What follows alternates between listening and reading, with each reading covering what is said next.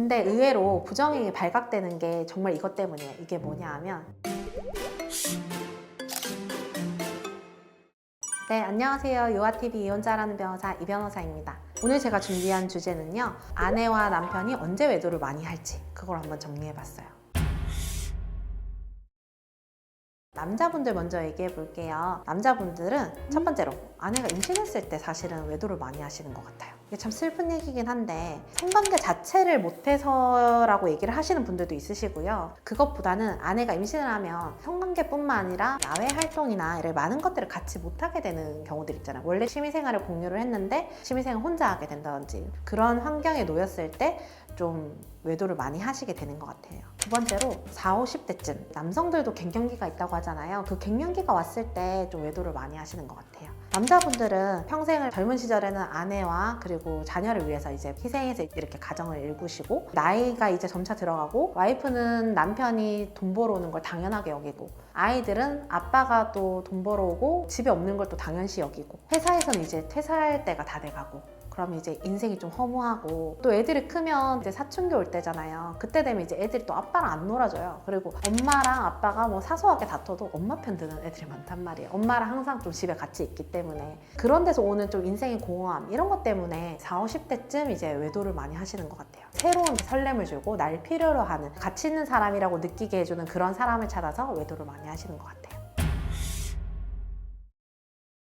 아내분들은 첫 번째로 아이를 출산하고 난 이후입니다. 제가 이야기를 좀 들어보면 임신했을 때 관계가 좀 줄고 그게 출산하고 나서도 이렇게 이어지는 경우가 많아요. 그리고 남자분들 중에 전 진짜 이건 좀 약간 최악의 좀 쓰레기 같은 발언이긴 한데 왜 외도하고 왜 성관계 안 했냐고 하니까 그 답변서에다 뭐라고 썼냐 하면 아내가 출산하는 모습을 보고 나서 여자로 느껴지지 않게 됐다. 그래서 그 이후로 부부관계 거부한 거예요, 그 남자가. 아내분 입장에서도 출산하고 나서 한 번도 성관계를 한 적이 없는 거예요. 십몇 년을 살면서. 위자료가 서로 뭐 성관계 거부하고 여기 남남처럼 산 지 오래됐기 때문에 서로 위자료가 나오진 않았거든요. 근데 그 답변은 너무 좀 충격적이었던 답변이었던 것 같아요.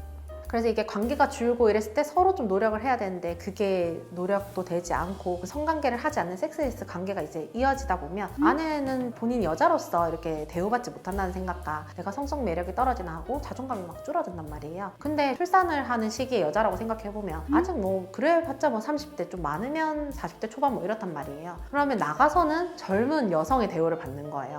남편한테는 그냥 우리 집에 있는 여자 그리고 누구의 엄마 뭐 이렇지만 나가면 여전히 젊고 예쁜 여자인 거예요. 그러니까 출산 이후에 성관계를 좀 안 하고 뭐 남편과 관계가 멀어졌을 때 그때 외도를 많이 하시는 것 같아요. 두 번째는 직장생활과 좀 관련이 돼 있는데요. 원래 일을 하시던 분이 출산 뭐 육아 때문에 이제 일을 쉬다가 재취업을 하는 경우가 있잖아요. 이제 애들 뭐 초등학교 지나고 나면 다시 이제 재취업을 하는데 그때 이제 새로 이제 회사에 나가고 외출을 시작한단 말이에요. 취업을 했기 때문에 옷도 새로 사 입고 머리도 좀 꾸미고 이렇게 했을 때 나도 아직 누군가의 엄마 뭐 이 정도로만 되는 게 아니라 충분히 매력적이구나 이렇게 주위에서 또 반응 보고 그랬을 때 그 유혹을 좀 쉽게 못 이겨내고 외도를 하시는 것 같아요. 전업주부의 경우에는 특별히 시기가 없잖아요. 그래서 어떻게 외도를 하는지 좀 살펴보면 보통 전업주부들은 낮에 진짜 외도를 많이 하세요. 근데 전 좀 궁금한 게 낮에 모텔에 가고 뭐 이렇게 하니까 그 남자가 회사를 째고 반차 이런 거 쓰고 같이 모텔에 있는 거예요, 낮에.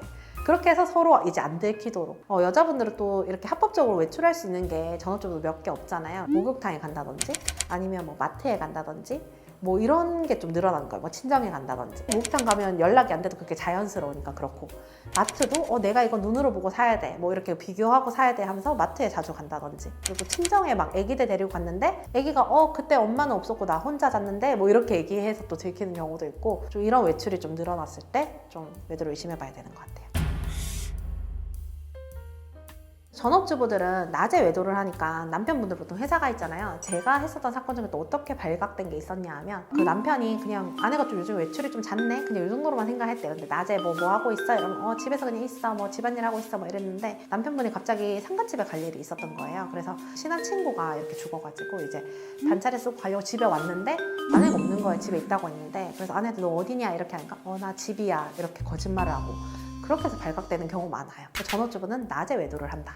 제가 했었던 사건 중에 또 이런 사건도 있었어요. 주말에 친정에 애기들이랑 쉬고 오겠다고 당신도 피곤한데 쉬어 내가 애들 다 데리고 놀게 이렇게 하면 여자분들 안 들키려고 애들을 데리고 가는 거예요 사실은. 그러니까 애들을 데리고 가야지 남편이 뭐라고 안 하고 뭐 할 테니까 그리고 친정은 또 불편하니까 또 안 따라온다고 한단 말이에요. 그러니까 마음 놓고 외도를 하기 위해서 애들을 친정엄마한테 맡겨놓고 본인은 그냥 나가서 외도를 하고 하는데 이걸 나중에 애들이 돌아와서 얘기를 하던 과정에 남편분이 아내한테 할머니랑 뭐 이렇게 해서 잘 놀았어? 이렇게 하면 엄마는 우리 데려다주고 뭐 무슨 삼촌이랑 놀러 나갔어 이렇게 얘기를 하는 거예요.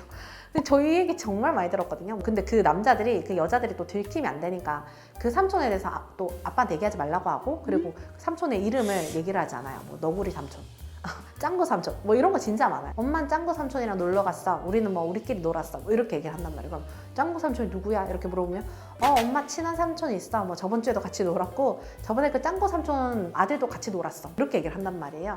그러니까 애들을 데리고 이렇게 외도를 하는 게 여자분들 안 들키기 위해서 그렇게 하는데 의외로 이 아이들 때문에 적발되는 경우가 많습니다. 근데 의외로 부정행위 발각되는 게 정말 이것 때문이에요. 이게 뭐냐 하면 나는 진짜 철저히 숨기고 안 들키도록 막 다 준비를 했어. 근데 의외로 상간녀 상간남의 폭로로 인해서 많이 발각돼요. 상간자 소송 하잖아요. 한 3분의 1 정도는 상간자의 직접적인 폭로에 의해서 알게 되는데 저는 그분들의 심리도 궁금해요. 유부남 유부녀가 알고 만났잖아요. 근데 자기랑 헤어졌다 열받아서 이걸 여기다 알리는 거야. 잘 지내는 거 볼 수가 없다 하면서 그러면서 막 여기 나체 사진을 막 보내고 남편 벗고 있는 거, 여자 벗고 있는 거 막 성관계 막 동영상 이런 거 보내시는 분도 있어요. 굳이 그걸 또 왜 찍는지 모르겠는데 두 분에서 막 거울 나오는 방에서 막 성관계를 찍어가지고 그거를 진짜 보내는 거예요. 그러면 배우자 입장에 정말 이게 화가 나는 거죠. 전화번호 알죠? 증거 있죠? 그러니까 여기다 바로 상간자 소송해서 하는데 중요한 게 아무리 내가 조심하고 아무 이게 의미가 없어요. 사실은 외도할 때 안 걸리기 위해서는 같이 바람핀 상대방 관리를 잘해야 합니다.